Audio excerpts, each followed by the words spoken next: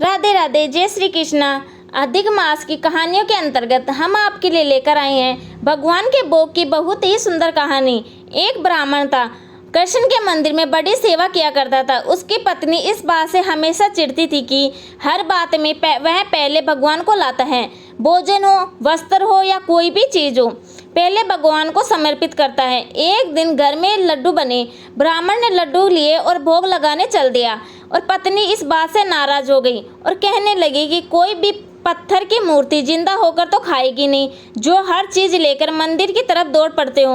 अब की बार बिना खिलाए ना लौटना, देखती हूँ कैसे भगवान खाने आते हैं। उस दिन ब्राह्मण ने भी पत्नी के ताने सुनकर ठान ली कि बिना भगवान को खिलाए आज मंदिर से लौटना ही नहीं है। मंदिर में जाकर धड़ा लगा दी, भगवान के सामने लड्डू रखे और विनती करने लगा। एक घड़ी बीती, आधा दिन बीता न तो भगवान आए ना। ब्राह्मण हटा, आसपास देखने वालों की भीड़ लग गई। सभी कौतुकवश देखने लगे कि आखिर हो क्या गया। मक्खियां बिनबिनाने लगी, ब्राह्मण उन्हें उड़ाता रहा। मीठे की गंध से चींटियां भी आने लाइन लगाने चली गई। ब्राह्मण ने उन्हीं भी हटा दिया। फिर भी मंदिर के बाहर खड़ा आवारे कुत्ते भी ललचाकर आने लगे। ब्राह्मण ने उनको भी खदेड़ा। लड्डू पड़े देख मंदिर के बाहर बैठे भिखारी भी आ गए और एक तो चला सीधे लड्डू उठाने, तो ब्राह्मण ने जोर से थप्पड़ रसीद कर दिया। दिन ढल गया, शाम हो गई, ना भगवान आए ना ब्राह्मण उठा। शाम से रात हो गई। लोगों ने सोचा ब्राह्मण देवता पागल हो गए हैं, भगवान तो आने से रहे। धीरे धीरे सब घर चले गए। ब्राह्मण को भी गुस्सा आ गया, लड्डू उठाकर बाहर फेंक दिए। भिखारी, कुत्ते, चींटी, मक्खियाँ तो दिन भर से ही इसी घड़ी का इंतजार कर रहे थे कि सब टूट पड़े। उदास ब्राह्मण भगवान को कोसता हुआ घर लौटने लगा। इतने सालों की सेवा बेकार चली गई, कोई फल नहीं मिला। भगवान ने आज तेरी इतनी सी प्रार्थना नहीं सुनी। घर जाकर ब्राह्मण पत्नी के ताने सुनकर सो गया। रात को सपने में भगवान आए और बोले, तेरे लड्डू खाए थे मैंने, बहुत बढ़िया थे, लेकिन अगर सुबह ही खिला देता तो ज़्यादा अच्छा होता। कितने रूप धरने पड़े तो लड्डू खाने के लिए, मक्खी, चींटी, कुत्ता, भिखारी, पर तूने हाथ नहीं धरने दिया।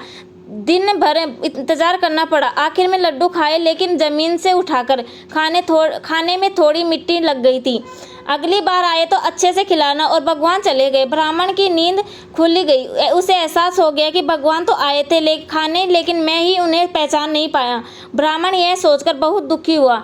बस ऐसे ही हम भी भगवान को संकेतों को समझ नहीं पाते हैं। जय श्री राधे। आज हम आपके लिए लेकर आए हैं अधिक मास में सुनी जाने वाली पीपल सींचने की कहानी।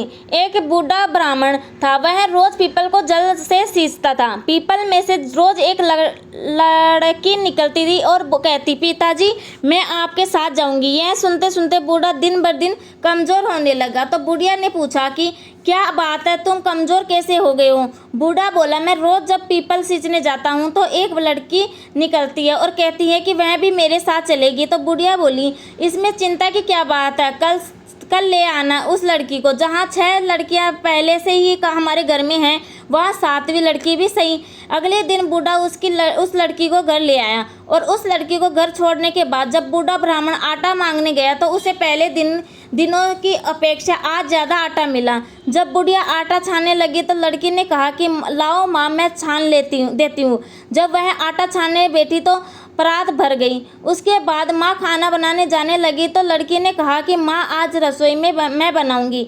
तो बुढ़िया ने बोला कि नहीं बेटा, तेरे हाथ जल जाएंगे। लेकिन लड़की नहीं मानी और वह रसोई में खाना बनाने गई तो इतने तरह तरह के 3600 व्यंजन बना डाले। आज सभी ने भरपेट खाना खाया। इससे पहले वह आधा पेट भूखा ही रहते थे। थोड़ी देर बाद बुढ़िया माई आया और कहने लगा कि दीदी मैं तो खाना खाऊंगा। बुढ़िया परेशान हो गई कि अब खाना कहाँ से लाऊंगी। लड़की ने पूछा कि क्या बात है माँ? उसने कहा कि तेरा मामा आया है, खाना खाएगा, लेकिन खाना तो सबने खा लिया है, अब उसके लिए कहाँ से लाऊंगी? तब लड़की ने कहा कि माँ तू चिंता मत कर, मैं बना दूंगी।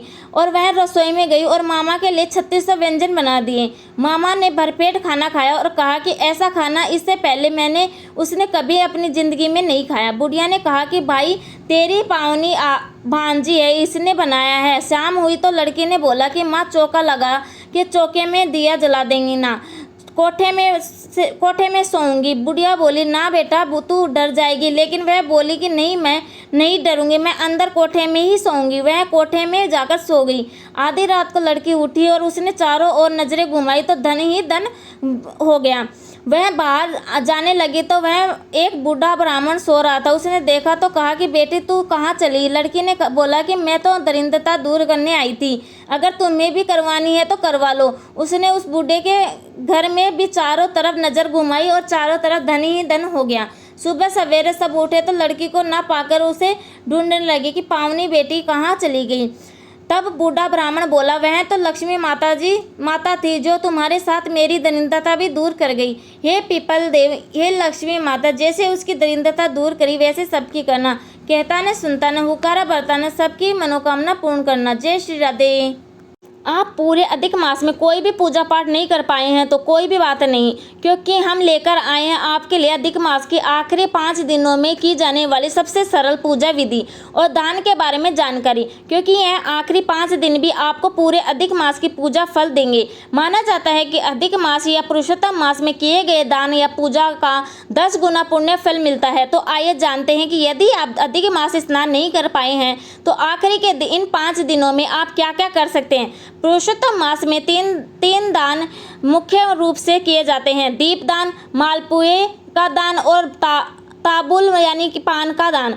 यह तीनों दान अधिक मास में करने से सौभाग्य और समृद्धि बढ़ती है और हमारी सभी मनोकामना पूर्ण होती है। इसीलिए हम आपको इन 5 दिनों में करने के लिए बहुत ही सरल विधि इन दिनों दान के बारे में बता रहे हैं। इनका कोई विशेष विधि विधान नहीं है कि आप ना कर पाएं। आप बड़ी सरलता से इन्हें कर सकते हैं और चाहे तो तीनों दान करें और चाहे तो कोई भी इसमें से एक दान करें, लेकिन वह एक दान आप दीप दान करें। सबसे पहले यदि आप 5 दिन का व्रत रखते हैं तो एकादशी से लेकर अमावस्या तक यह 5 दिन का व्रत रखें। इन 5 दिनों में आप चाहें तो फलाहार करें और यदि आप चाहें तो एक समय भोजन करके यह व्रत करें। 5 दिन सुबह जल्दी उठकर स्नान आदि से निवृत्त होकर सबसे पहले दीपदान करें। यह दीपदान आप सूर्योदय होने से पहले ही ब्रह्म मुहूर्त में कर लें, क्योंकि ब्रह्म मुहूर्त में किया गया दान विशेष फलदायी होता है। और यदि आप व्रत नहीं रख रहे हैं तो भी इसी तरह 5 दिन सुबह जल्दी उठकर स्नान आदि से निवृत्त होकर केवल दीपदान करें।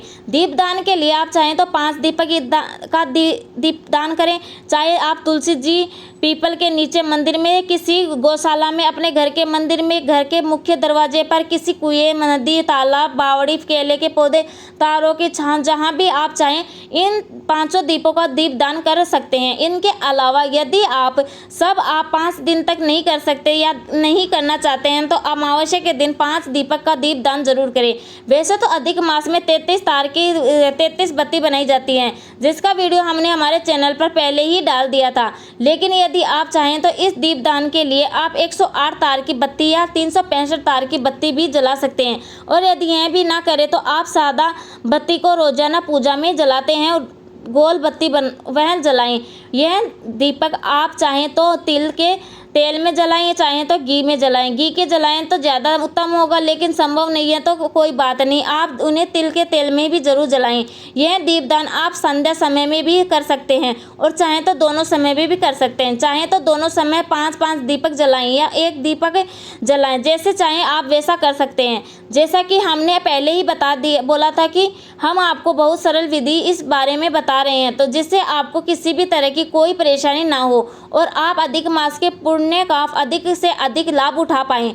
इस तरह से बहुत ही आसानी से आप दीपदान कर सकते हैं। अब यदि आप 5 दिन का व्रत रख रहे हैं तो अमावस्या के अगले दिन यानी कि प्रतिपदा के दिन जरूरतमंद लोगों को धन और अनाज का दान जरूर करें। उसी के बाद आप व्रत का पालन करें। इसके अलावा अब हम जानते हैं मालपुए के दान के बारे में। अधिक मास में मालपुए का दान भी विशेष रूप से किया जाता है। इस दान में पुरुषोत्तम मास में हर दिन आटा, गुड़ और घी के बने हुए 33 मालपुए कांसी के बर्तन में रखकर बर्तन सहित जरूरतमंद लोगों को दिया जाता है। यदि कांसी का बर्तन आप हर दिन नहीं दे सकते हैं तो एक बार तो जरूर देना चाहिए। अब अपने पूरे महीने कुछ नहीं किया है तो केवल 5 दिन का दान ही कर रहे हैं तो चाहे तो 5 दिन यह दान करें और चाहे तो केवल एक ही दिन अमावस्या को यह दान कर सकते हैं।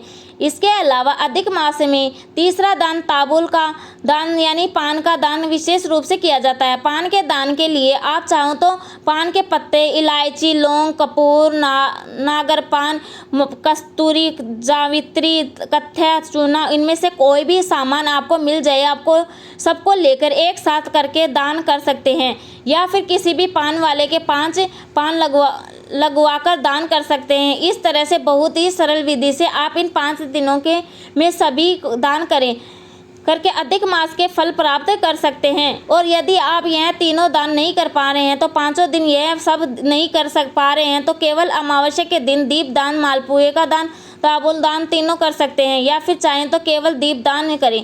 पुरुषोत्तम भगवान की सारी मनोकामना पूरी करें। जय श्री राधे, जय श्री कृष्ण।